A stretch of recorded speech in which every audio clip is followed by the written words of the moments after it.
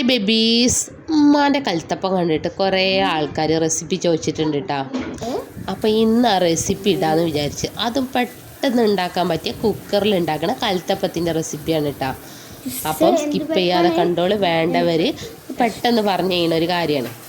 അപ്പോൾ ഞാനിവിടെ ചോറിട്ടുണ്ടാക്കണ ഫസ്റ്റ് പറയണത്. അപ്പോൾ കുറച്ച് അരി, അതിലേക്ക് കുറച്ച് അധികം ചോറ്, 2-3 ചെറുപഴം, ശർക്കരപ്പാനി ചൂടോട് കൂടി ഒഴിച്ചു കൊടുക്കുക.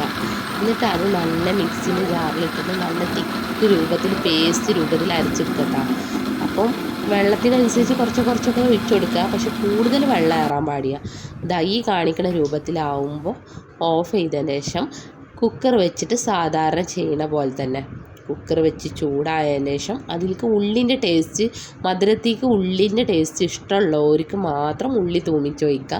അല്ലെങ്കിൽ നെയ്യ് ചൂടായതിന് ശേഷം അണ്ടിപ്പരിപ്പും മുന്തിരിയും ചൂടാക്കിയിട്ട് അതിട്ടതിന് ശേഷം അതിലേക്ക് ചൂടോട് കൂടിയിട്ട് കൽത്തപ്പത്തിൻ്റെ ബാറ്റർ ഒഴിച്ചു കൊടുക്കുക. എന്നിട്ട് തീ കുറച്ച് വെച്ചിട്ട് കുക്കറിനെ വിസിൽ ഊരിയിട്ട് മൂടി വെച്ചിട്ട് കുറഞ്ഞ തീയിൽ വേവിക്കട്ടാ. അപ്പോഴത്തേന് ഉമ്മാൻ്റെ കൽത്തപ്പത്തിന് ഇതാ ഹെൽപ്പ് ചെയ്യാൻ 2 ആൾക്കാർ വന്നിക്കണ്. കുറച്ചൊക്കെ ഉമ്മാനെ പണി എടുത്ത് കൊടുക്കുന്നുണ്ട് കേട്ടോ. അതിൻ്റെ ഇടയിൽ അടുത്ത കൽത്തപ്പത്തിൻ്റെ റെസിപ്പിയാണ് ഞാൻ ഇനി പറയാൻ പോകുന്നത്. അപ്പോൾ ഫസ്റ്റ് പറഞ്ഞ ചോറ് കൂട്ടിയിട്ട് ചെറുപഴം കൂട്ടിയിട്ടുള്ള റെസിപ്പിയാണ്. ഇന്ന് കാണിക്കുന്നത് റവ കൊണ്ടാണ് കേട്ടോ. അപ്പോൾ പെട്ടെന്ന് ഈ കൽത്തപ്പത്തിന് ക്രേവിങ്സ് ഒക്കെ വരുന്നവരുണ്ടാവില്ല, അവർക്ക് ഉണ്ടാക്കാൻ പറ്റിയ പെട്ടെന്നുള്ള റെമഡിയാണ് ഈ കാണിക്കുന്നത്. അപ്പോൾ മറ്റേതാണെങ്കിൽ അരി കുതിർന്ന വരെയൊക്കെ വെയിറ്റ് ചെയ്യേണ്ട, ഇത് അതൊന്നുമില്ല, പെട്ടെന്ന് ഉണ്ടാക്കാം. അപ്പോൾ കുറച്ചധികം റവ ഉണ്ടായിരുന്നു. അപ്പോൾ നമ്മൾ നോമ്പിന് കൊടുത്ത റവ ഓൾറെഡി വീട്ടിലുണ്ടാവുമല്ലോ. ആ റവ എത്ര പോരെടുക്കണ അത്ര പോരം തന്നെ മൈദ എടുക്കുക. എന്നിട്ട് അതിലേക്ക് തേങ്ങ, ഏലക്കായ, പെരിഞ്ചീരകം, ഞാൻ മറ്റേതിലും അങ്ങനെയൊക്കെ പറഞ്ഞിട്ടുണ്ട്, അതൊക്കെ തന്നെ റെസിപ്പി സംഭവം. പക്ഷേ അരിയും ചോറിടണതിന് പകരം ഇവിടെ റവയും മൈദയാണ് ഇടണമെന്നുള്ള വ്യത്യാസമുള്ളൂ.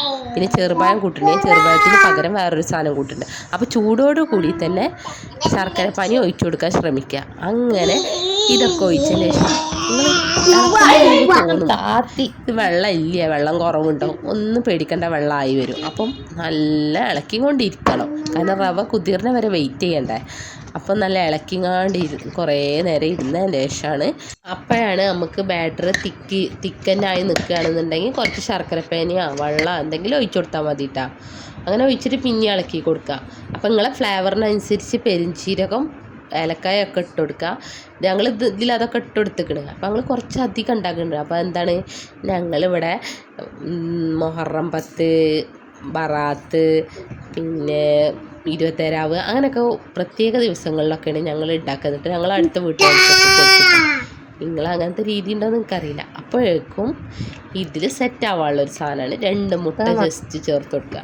അപ്പോൾ മുട്ടൻ്റെ ഫ്ലേവർ ഇഷ്ടമില്ലാത്തവർ ഇത് സ്കിപ്പ് ചെയ്യുകയൊക്കെ ചെയ്യും. പക്ഷേ ഇതുണ്ടാവുമ്പോൾ നല്ല സെറ്റായി വരും. അതിനാണ് ഈ 2 മുട്ട ചേർത്ത് കൊടുക്കുന്നത് കേട്ടോ. അങ്ങനെ അതും കുറച്ചും കൂടി വെള്ളമൊക്കെ ഒഴിച്ചു കൊടുത്ത് സെറ്റാക്കിയതിന് ശേഷം നമ്മൾ ഇതേപോലെ ചൂടുള്ള കുക്കറിൽ തന്നെ ഉണ്ടാക്കുന്നത്. അപ്പോൾ കുക്കറിലല്ലാതെ നിങ്ങൾക്ക് നോൺ സ്റ്റിക്കിൻ്റെ പാനിലാണെങ്കിലും ഉണ്ടാക്കാം.